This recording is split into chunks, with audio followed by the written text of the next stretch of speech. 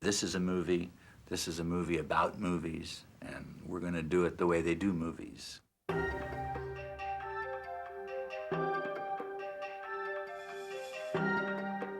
player was quite unusual, the structure of it, and I think it's very good. I think it's a terrific structure because the film actually, it's like a snail. It kind of turns into itself and becomes itself. The ending of the player, the guy's getting the pitch in the car for the film, that is the film you just saw. So the mirrors start reflecting each other. And I just always try to put anything into a film that reflects the attitudes and the things of that film. It's as if that film were in its own universe, and anything that's applicable to that floats around inside of that and helps to amplify it, so that you're going away from that with an impression of a whole experience. We and the other major film studios have a responsibility to the public to maintain the art of motion pictures as our primary mandate. Movies are art. I didn't know Tim Robbins except that I had cast him in Shortcuts, and I liked him very much. I think he's a very interesting actor. And when this came up, Tim immediately came to my mind, and I called him, and he had read it, and he wanted to do it. He really wanted to do it. He said, I know how to do this, and I believed him. So that kind of eliminated me thinking about any other actors for it. Angelica, Griffin Mill. Oh, hi. Griffin? Griffin. Malcolm McDowell. Hi, how are you? Hi, Bert. Griffin Mill. Hi, Griffin. Good to see you. Hi, Charles. How are you? Bye-bye. Asshole. He's manipulative and son of a bitch and smooth, and he's an operator, and I never played anyone like that, and it was a good opportunity to find my swarmy side. Yes. My idea about June was that she was somebody that Griffin made up. It's as if Griffin in his mind invented her. She's the perfect woman. She's sexy as hell, and she doesn't have any demands whatsoever. I wanted her to be foreign because I wanted her to be an alien. I wanted the idea that she was not a part of Hollywood. She didn't know anything about these people. She wasn't even interested. She didn't care about movies. She didn't go to movies. She'd never seen a movie. Iceland, I forget how that came up, but I settled on that because it seemed kind of unusual. And then it played in also to this thing about her being the Ice Queen, and it set up a mystery thing. And then we made it in the painting that she did, that it was all based on ice and IC, ICE, IC, and all those puns. And You know what you are, June, whatever your name is? You're a pragmatic anarchist. Is that what I am? That's what you are. I never was sure. Oh, it's heavy. Ooh. 37 ounces. Really? Oh, look. I want to thank my mother and her father's mother, who was the... Whoopi called up and says, she said, I want to be in your movie. And I said, well, Whoopi, you can play yourself in the movie. No, I want to play one of those characters. I went to see him and said, could I be in this movie, please? Here's the part I want. And so he gave it to me. I would hate to get the wrong person arrested. Oh, please. This is Pasadena. We do not arrest the wrong person. That's L.A. The famous or infamous tampon scene, we all put that together on the set just as we were getting ready to shoot it. These aren't mine. These are Slender Regular. These are yours. Yeah, I guess you have Jumbo. Well, I do use Jumbo. These are not mine. God, just trying to help you out. Look, did you see this guy tonight? Bonnie Chereau, the D girl, the development girl, played by Cynthia Stevenson, is the nicest character in the player. I mean, because she's somebody who rushes in and tries to play by the existing rules, and has just that, still has left a touch of compassion and morality, and consequently she gets destroyed because there's no place for anybody like that. Bonnie Chereau is the hot lips of the player. To appear as themselves in the player, I called everybody I knew. There was a lot of celebrities in that, that graciously gave their time and came out, and they hit the cutting room floor. Patrick Swayze called and said he'd be happy to do anything for me. Better than? Yeah, I think so. Well, I mean, they're because different. I wouldn't call them yeah, better because they usually just can get. I can reach here. See, here I am, man. That's what's the What are you matter. saying? No, he was really just. Jeff Daniels I'd worked with before, and that was terrible because I had to cut them out. The new San Francisco show at the Dubin Gallery. Whoa. Oh, sorry. Oh, hi, Jeff. Hey. Dailies look great. Good, thanks. Hey, kind of jumpy, aren't you? Larry Levy. Must be a cough. If you'd stop sneaking up on me, I wouldn't be so jumpy. It's a good thing Susan Avery wasn't here to see you jump like that. That's just the sort of behavior that could make her change her mind and take you downtown for a little chat. Good thing she does not really things to work around here. God damn it, what's going on? I'm sorry, Walter. Meaning that conventional wisdom has it that hotshot young studio executives don't hang around theater lobbies waiting for writers. It's the old joke about the Polish starlet. Came to Hollywood and fucked a writer. Listen, speaking of gross points, I got something I'd like you to take a look at. It's called Appealing Desire. Yeah? It's a love story between a man and a woman. And That hasn't been done. what am I trying to? A man. It's got a lot of interesting twists and turns, but I think it's something you might be interested in. Sure. Yeah, we'll talk this. It's like your wacky aunt that's going to come and make everyone. So let's play, huh? Hillcrest. Hillcrest. Okay. That scene, the Columbia Bar and Grill, we took him into an inn place, and they were.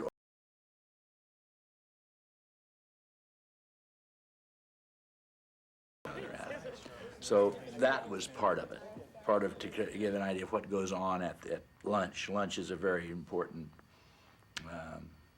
time. How are you? What do you got this, Louis? I got The Midnight Club, which is the best screenplay I've ever I'll read. bet it is. What's it cost? Be $12 million. All in? All in. Above? $6 million. Below? 6. What do you got? Well, we're going for Schwartz now. Oh, you're talking 20, 30 million. What do you care? What's the accumulated? 125,000. It's negative pickup? Yep. Sounds good. Where you been with it? Nowhere. It's virginal. No Virginal? fingerprints No on the fingerprints? script. Absolutely not. All right, let me have a read. It's on its way to your table as we speak.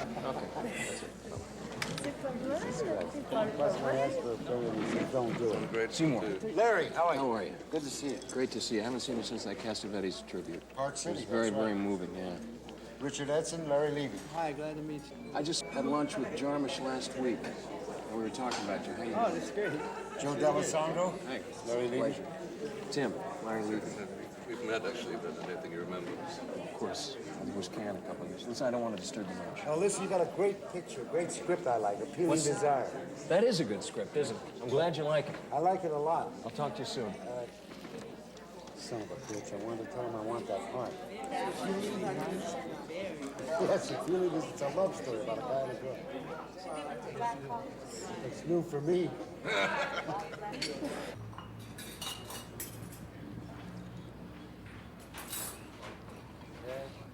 Hi, how are you, sir? Levis is a great guy. Certainly. A Enjoy real yourself. legend. And he's in your corner. There's no doubt about that. No doubt about that. I mean, some people say he's old school, but I don't see it, do you? Except when he's talking about the Japanese. He's got nothing to worry. Well, maybe he does. They You have a make good non-alcoholic cars, not beer? good movies. They're businessmen, good businessmen. They like to make money. We like to make money. Where's the conflict of interest? There's no conflict. We can all do that together. David Brown is sending over schedule coverage on it immediately, all right? I'll be back in a little while. You don't give a fuck about what I'm saying, do you? Not at all. I was expecting lunch, not a State of the Union address. Okay, maybe it's too much business. What's the matter, Griffin? Need a vacation?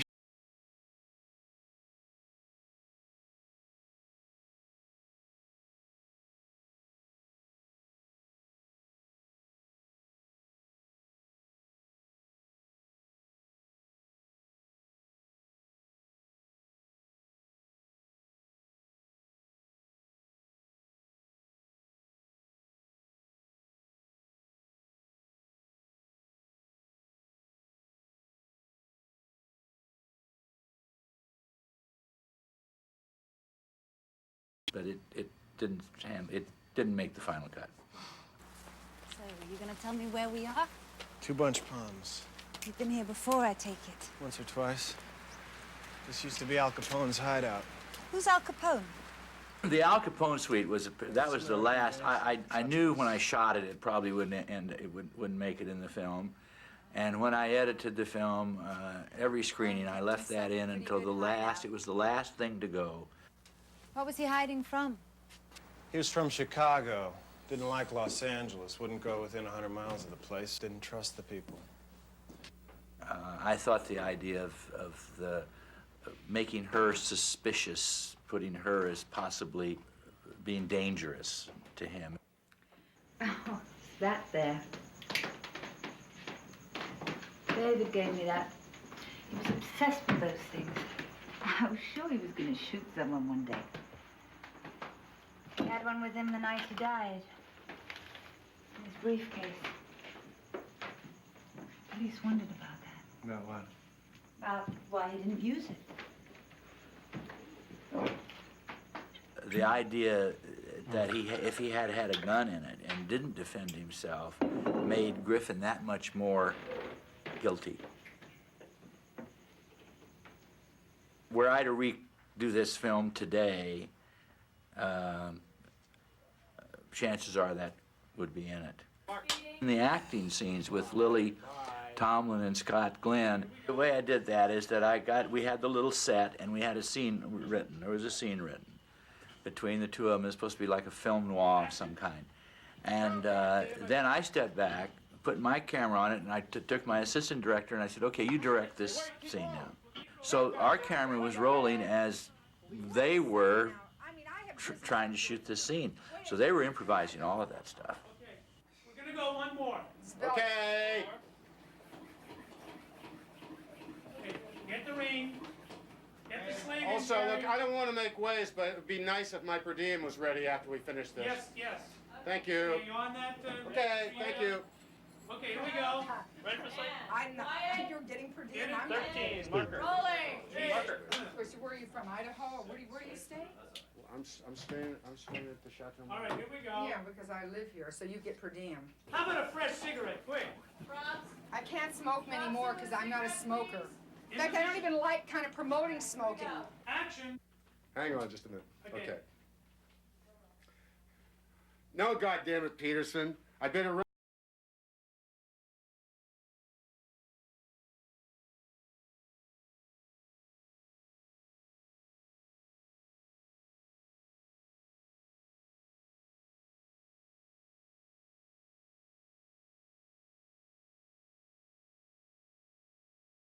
Out here with my dick in a vice. Great. It's not enough that I'm stuck here in this flea trap with you. I'm not going to put up with your filthy mouth.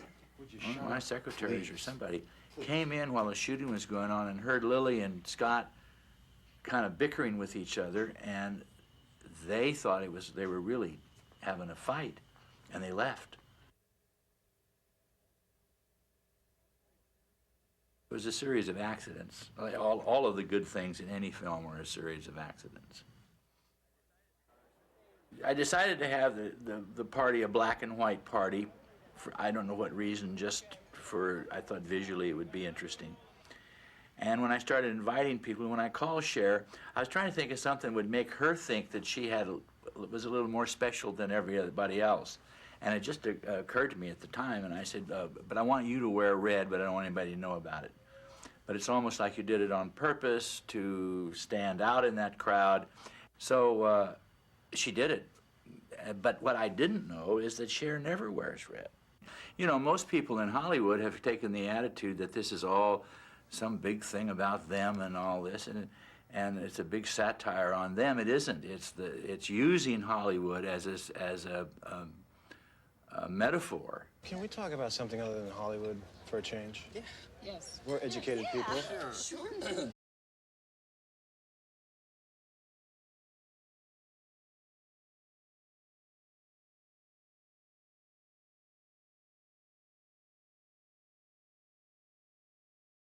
Touch of evil, and so I said, well, we'll open that way, we'll do that, and I'll have characters in the shot. Fred Ward was actually talking about these shots. So we're telling the people what we're doing at the same time, and it will get all the film buffs and etc. So, and actually, it was kind of a very pretentious thing, and I was making fun of myself and people who make films and thinks those kind of things are important.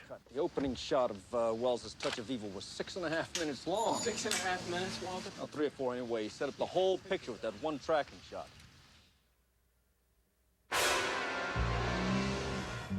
I couldn't have made The Player if you can't do a satire unless mostly it's about yourself, unless you recognize all of those things that you hate in yourself. And I find myself doing the same thing.